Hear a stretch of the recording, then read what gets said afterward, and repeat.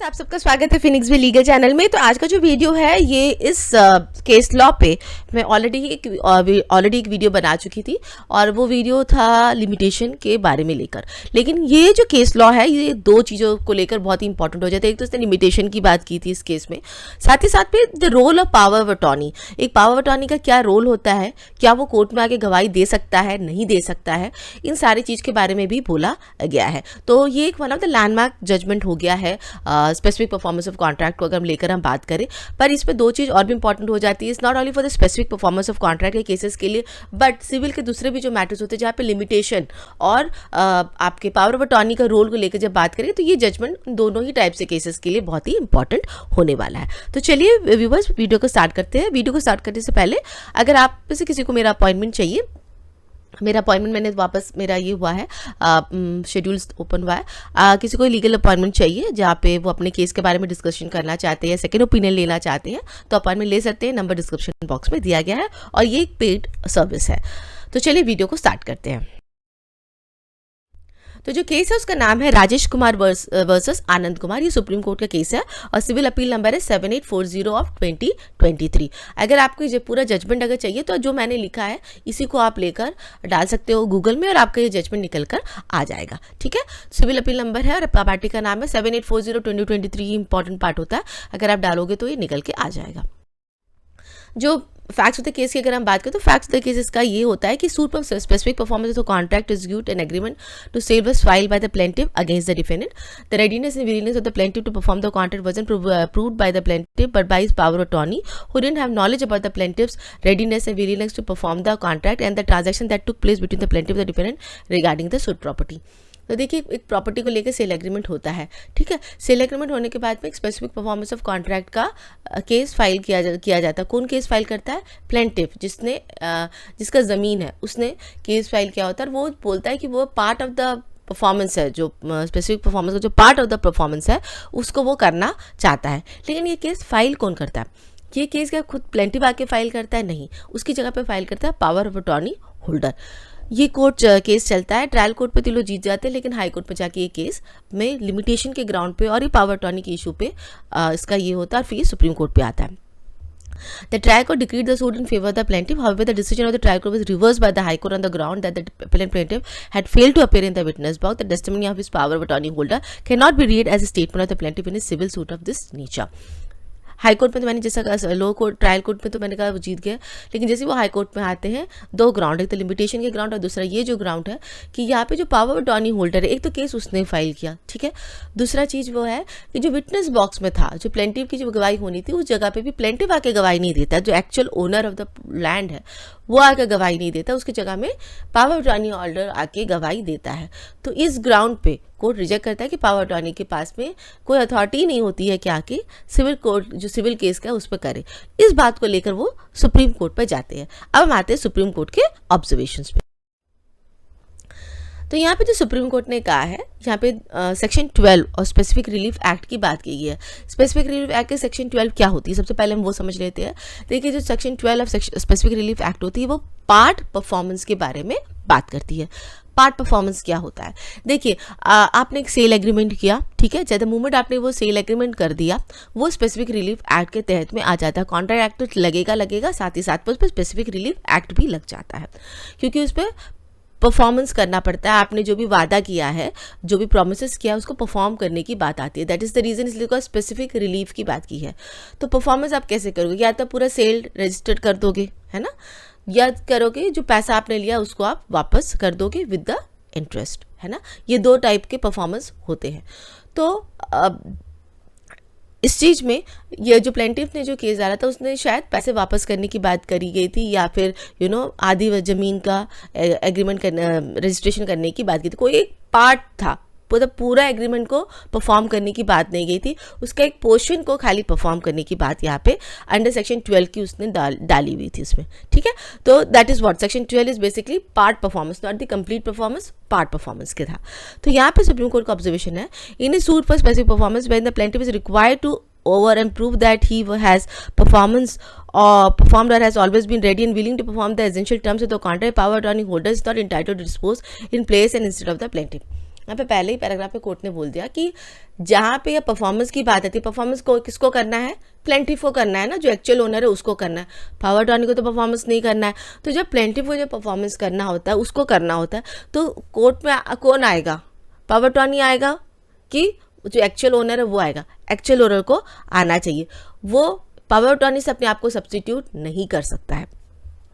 If a plaintiff in a suit of specific performance is required to prove that he was always ready and willing to perform his part of the contract, it is necessary for him to step into the witness box and depose the said fact and subject himself to cross-examination on that issue.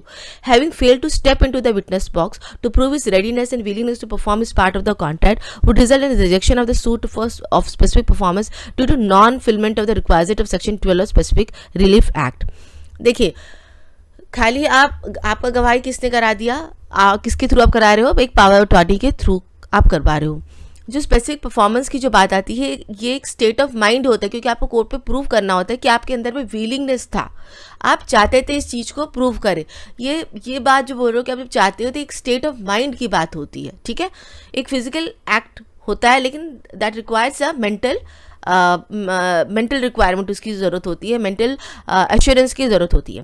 देखिए, physical requirement को चलो आपने बोल दिया, मेरी जगह पे power attorney तो साइन कर सकता है, लेकिन what about your mental state, क्या आपका मेंटल स्टेट के बारे में पावर अटॉर्नी बता सकता है कोर्ट को? नहीं। और जहाँ पे ये विलिंगनेस की बात आ जाती है, ये एक मेंटल रिक्वायरमेंट होती है, मेंटल असर्टमेंट की बात होती है। और ये क्रॉस एग्जामिनेशन, जो डिफेंडेंट का जो राइट होता है क्रॉस एग्जामिन करने का, आप उसको टेक अवे कर रहे हो ना, उसको ले जा रहे हो, क्योंकि डिपेंडेंट तो बोल रहे थे कि इसके पास तो कोई विलिंगनेस ही नहीं थी। अब वो विलिंगनेस वो कैसे प्रूव करेगा अपना उस पॉइंट को, किसके पास विलिंगनेस थी, वो क्रॉस एग्जामिनेशन के थ्रू ही कर सकता है। क्रॉस एग्जामिनेशन के लिए किसको आना कंपलसरी है, जो प्लेंटिफ है उसको आना, क्योंकि वो उसके स्टेट ऑफ माइंड की बात यहाँ पे की जा रही है। लेकिन अगर उस जगह पे पावर अटॉर्नी आता है तो वो प्लेंटिफ के स्टेट ऑफ माइंड की बात कैसे कर सकता है? Is it possible? It is not at all possible. So therefore जब वो आया ही नहीं, जबकि एक रिक्वायरमेंट थी आपको अपना विलिंगनेस प्रूव करने की, जो सेक्शन 12 का जो रहता है कि you have to prove your willingness that I am willing to perform my side of contract, my part of contract. तो उस स्थिति पे आपको कोर्ट में आके प्रूव करना है कि मुझे मैं करना हो, आप ये पूरा अपना विलिंगनेस दिखाओगे ना। आप आए नहीं कोर्ट में, बिल्कुल भी नहीं आए, गवाही देने आप आए नहीं, आपने अपनी जगह पे एक पावर अटॉर्नी को भेज दिया, जो पावर अटॉर्नी को डिफेंडेंट क्रॉस एग्जामिनेशन अगर करेगा भी तो वो कैसे करेगा, वो कैसे बताएगा कि क्या क्या बातें एक प्लेंटिफ और उस डिफेंडेंट के बीच में हुई थी, जो एक्चुअल प्लेंटिफ और एक्चुअल डिफेंडेंट के बात में हुई थी, उसके बारे में तो नॉलेज था नहीं, क्योंकि वहाँ पर वो पावर अटॉर्नी प्रेजेंट भी नहीं था जब ये सारी चीज़ें हुई थी। तो आप एक तरह से जो डिफेंडेंट का जो राइट है उसको आप ले जा रहे हो, और ये सेक्शन 12 का कंप्लीटली अगेंस्ट में जाता है, ये अलाउ भी नहीं करता है। This is what supreme court has said. Finally जो लास्ट पे सुप्रीम कोर्ट ने कहा है, the court held that plaintiff can not examine in his place. देखिए, ये चीज़ जो होता है जो सिविल सूट पे, जो बाकी के जो सिविल सूट है उस पर भी हम यूज़ कर सकते हैं। यहाँ पे कोर्ट ने बोला है, the court held that the plaintiff can not examine in his place his attorney holder who did not have personal knowledge either of the transaction or of his readiness and willingness। जहाँ पे power attorney को पास में कोई personal knowledge नहीं है, plaintiff का state of mind का readiness या विलिंगनेस के बारे में नहीं है पता है, वहाँ पे पावर अटॉर्नी गवाही नहीं दे सकता है। The readiness and willingness refer to the state of mind and conduct of the purchaser as well as capacity and preparedness, one without the other being not sufficient. Therefore, a third party having no personal knowledge about the transaction cannot give evidence about the readiness and willingness of his principal। जो बात मैंने आपको पहले बताई थी। In other words, if the power attorney holder has rendered some act in pursuance of the power attorney, he may depose for the principal in respect of such act, but he cannot dispose for the principal for the act done by the principal and not by him। यहाँ पे court ने ये भी बोला कि power attorney कहाँ तक depots कर सकता है, कहाँ तक गवाही दे सकता है, वहीं तक गवाही दे सकता है जहाँ पे पावर अटॉर्नी ने खुद कुछ काम किया है, अपने द्वारा किया है, उस केस से रिलेटेड, उस एग्रीमेंट से रिलेटेड, है ना, वहीं तक की वो गवाही दे सकती है। बाकी सारा जो एक्शन, जहाँ पे जो प्रिंसिपल मतलब जो actual owner of the land है, उसने जो भी काम किया, उसने जो साइन किया, उससे जो पैसे लिया या उन्होंने जो बातचीत करी है दूसरी पार्टी से, इन सारी चीज़ के बारे में वो आके कोर्ट में गवाही नहीं दे सकता है, क्योंकि वो एक थर्ड पार्टी हो जाता है ना। और थर्ड पार्टी की गवाही इस चीज़ में कोर्ट का कोई उसमें ये नहीं रहता, उसका कोई महत्व नहीं रह जाता है। Similarly, he cannot dispose for the principal in respect of the matter for which only the principal can have personal knowledge and in respect of which the principal is entitled to be cross-examined। जो personal knowledge था personal knowledge के बारे में कोई भी power attorney holder आके depots नहीं कर सकता है। अगर ये मेरा पर्सनल नॉलेज है तो ये मैं ही आके कोर्ट पर डिपोज करूंगी। मैं अगर किसी पावर अटॉर्नी को बोल दूंगी ना ये मेरा पर्सनल नॉलेज है कि तुम कोर्ट पे बोल दो, वो कोर्ट नहीं मानेगा। पावर अटॉर्नी को कोर्ट ने वो अथॉरिटी नहीं दी है कि आप आके किसी और का पर्सनल नॉलेज के बिहाफ में आप आके गवाही दो। तो ये बहुत ही रेलिवेंट और मुझे लगता है एक लैंडमार्क जजमेंट है in terms of power role of power attorney. ये साथ में इस जजमेंट में यहाँ पे लिमिटेशन एक्ट को भी बोला गया था कि लिमिटेशन एक्ट का लास्ट डेट तक आपको वेट नहीं भी करना है। तो इन दोनों ही चीज़ के लिए ये केस बहुत ही अच्छा केस है, बहुत ही बढ़िया केस है।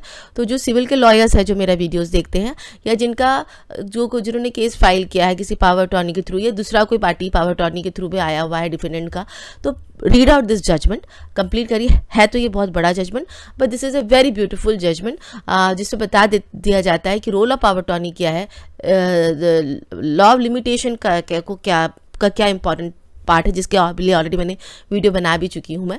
तो it is one of the beautiful judgement which जो लॉ प्रोफेशन के हैं या फिर लॉ से जो भी इंटरेस्ट रखते हैं, इवन जुडिशरी से भी जो भी रखते हैं, वो they should read it out because I am 100% sure इससे क्वेश्चंस आएंगे ही आएंगे। सो आई होप व्यूअर्स आपको आज का मेरा वीडियो अच्छा लगा है। अगर अच्छा लगा तो लाइक से सब्सक्राइब जरूर कीजिएगा। Thank you so much for watching my video.